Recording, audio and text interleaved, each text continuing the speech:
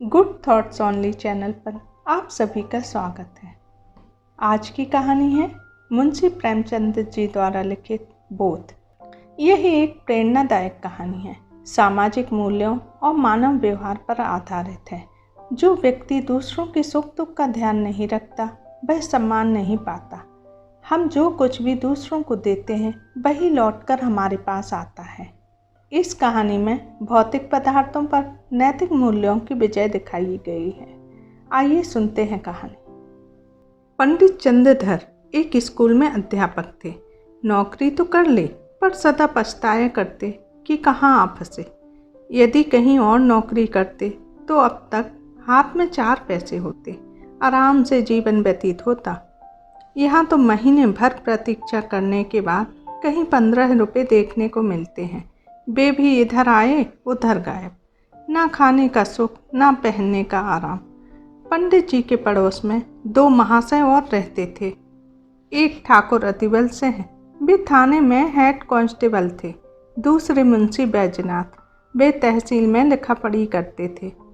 दोनों आदमियों का वेतन पंडित जी से कोई अधिक ना था, तब भी उनकी जिंदगी चैन की और सुखमय थी। संध्या को वे कचहरी से आते तो बच्चों को पैसे और मिठाइयाँ देते। दोनों के पास नौकर चाकर थे। घर में कुर्सियाँ, मेज, गलीचे आदि थे। सारे मोहल्ले में उनका रूप था। उन दोनों महाशय को आते जाते देख बनिए उठकर सलाम करते। 4 पैसे की चीज़ एक में लाते। लकड़ी ईंधन मुफ्त में मिलता। पंडित जी उनके ठाट बाट देखकर कुढ़ते और अपने भाग्य को कोसते। दोनों पंडित जी के यहाँ कभी आटा, कभी दूध, कभी सब्जी भेजते थे। पंडित जी को दोनों के लड़कों को पढ़ाना पड़ता। कभी कभी वे पंडित जी से कुछ कह भी देते, पर पंडित जी मन मार के रह जाते। उन्हीं के कारण कभी कभी दूध दही के दर्शन हो जाते थे। बेचारे अपमान के जहर को अमृत समझकर पी जाते। इन परिस्थितियों से निकलने के लिए पंडित जी ने प्रार्थना पत्र लिखे, अफसरों की खुशामदें की, पर कुछ न हुआ। अंत में हार कर बैठ गए। इतना सब होने पर भी वे ठीक समय पर जाते और देर से घर आते। मन लगाकर पढ़ाते। इससे उनके अफसर लोग खुश थे। साल में कुछ इनाम देते और वेतन बढ़ाने का जब भी कभी अवसर आता उनका विशेष ध्यान रखते। बस्ती के लोग उनसे संतुष्ट थे। लड़कों की संख्या बढ़ गई थी और पाठशाला के लड़के भी उन पर जान देते थे। कोई उनके घर आकर पानी भर देता, कोई उनकी बकरी के लिए पत्तियां तोड़ लाता। पंडित जी इसी को बहुत समझते थे। एक बार सावन के महीने में मुंशी बैजनाथ और ठाकुर अतिबल सिंह ने परिवार सहित अयोध्या की यात्रा की सलाह की। पंडित जी को भी चलने के लिए कहा। पंडित जी ने मना किया। जब उन लोगों ने खर्चा देना स्वीकार किया तो पंडित जी इनकार न कर सके। बिल्लौर से रात को 1 बजे गाड़ी छूटती थी। ये लोग खा पीकर स्टेशन पर जाकर बैठे। जिस समय गाड़ी आई चारों ओर भगदड़ मच गई। हजारों यात्री जा रहे थे। इस उतावली में मुंशी जी पहले ही निकल गए। पंडित जी और ठाकुर साहब साथ थे। वे एक ही डिब्बे में बैठे।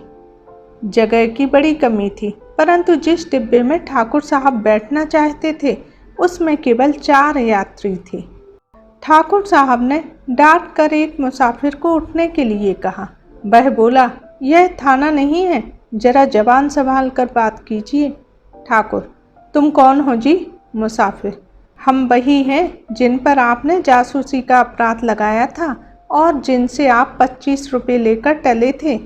इतने में दूसरा लेटा हुआ यात्री जोर से ठहाका मारकर हंसा और बोला, अरे दरोगा साहब, आप ही नीचे क्यों नहीं बैठ जाते? यह थाना थोड़ी ही है कि आपके राज में फर्क पड़ जाएगा।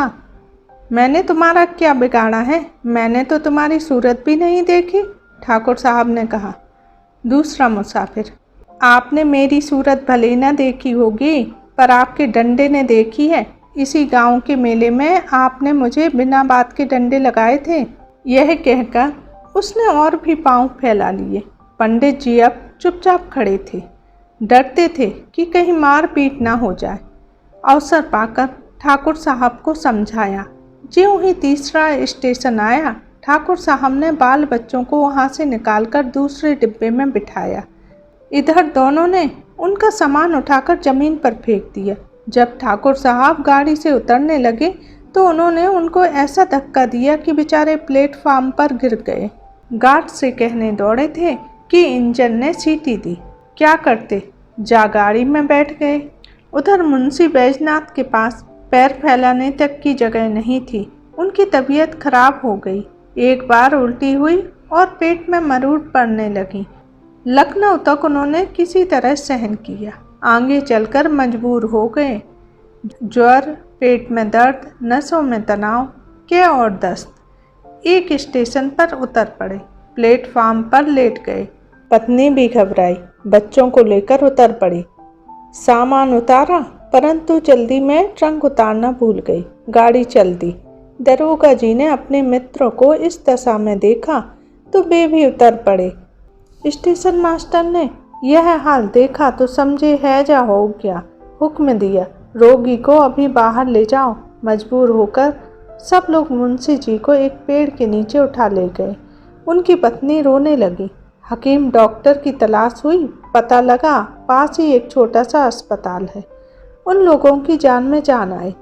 किसी से यह भी मालूम हुआ कि डॉक्टर साहब बिल्लौर के रहने वाले हैं। हिम्मत बंधी। दरोगा जी मुंशी जी को लेकर अस्पताल दौड़े। डॉक्टर का नाम था चोखीलाल। कंपाउंडर था। लोग आदर से डॉक्टर कहा करते थे। उन्हें देखकर बैजनाथ धीरे से बोले, अरे ये तो बिल्लौर के हैं। भला सा नाम है, तहसील में आया जाया करते हैं। क्यों महाशय, मुझे पहचानते हो? चोखीलाल, जी हाँ, खूब पहचानता हूँ। जब मैं तहसील में लगान भरने जाता हूँ तो आप डांट कर अपना हक वसूल कर लेते हैं। ना दूँ तो शाम तक खड़े रहना पड़े। अब मेरी फीस के 10 रुपये निकालिए और दवा लेकर चलते बनिए। दरोगा जी, 10 रुपये? चोखीलाल, जी हाँ, और यहाँ ठहरना चाहें तो 10 रुपये और रोज। दरोगा जी ने बैजनाथ की स्त्री से रुपये मांगे। तब उन्हें बक्से की याद आई। वह तो गाड़ी में ही छूट गया। छाती पीट ली। दरोगा जी के पास भी अधिक रुपए नहीं थे। किसी तरह 10 रुपये निकाल कर चोखीलाल को दिए। उन्होंने दवा दी। दिन भर में कुछ फायदा न हुआ। रात को दशा संभली। दूसरे दिन फिर दवा के लिए मुंशियाइन का एक गहना बाजार में बेचा गया। शाम तक मुंशी जी की हालत सुधरी। तब रात को गाड़ी में बैठे।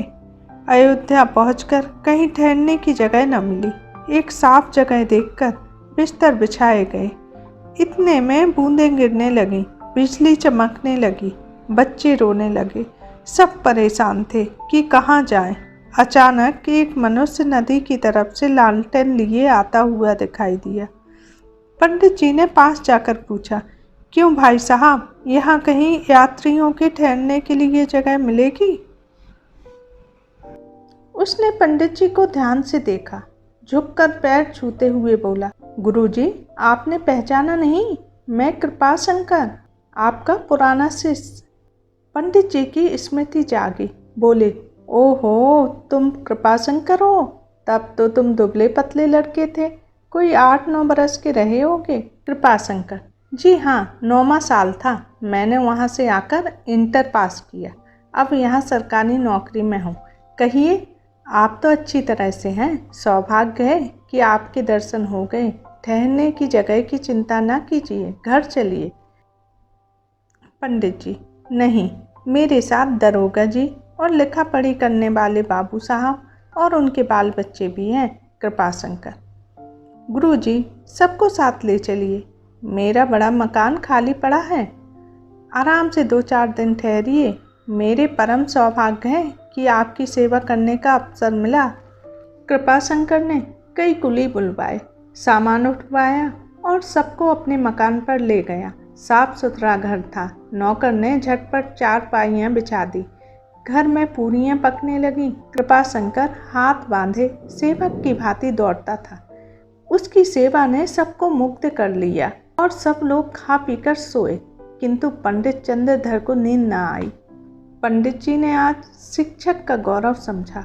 उन्हें आज इस पद की महानता ज्ञात हुई। ये लोग 3 दिन अयोध्या रहे, किसी बात का कष्ट नहीं हुआ।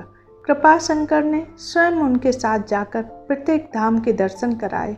तीसरे दिन जब सब चलने लगे तो वह स्टेशन तक पहुंचाने आया। गाड़ी ने सीटी दी तो उसने आंसू भरे नेत्रों से पंडित जी के चरण छुए और कहा, इस सेवक को याद करते रहिएगा। पंडित जी घर पहुंचे तो उनके स्वभाव में बहुत परिवर्तन हो गया था।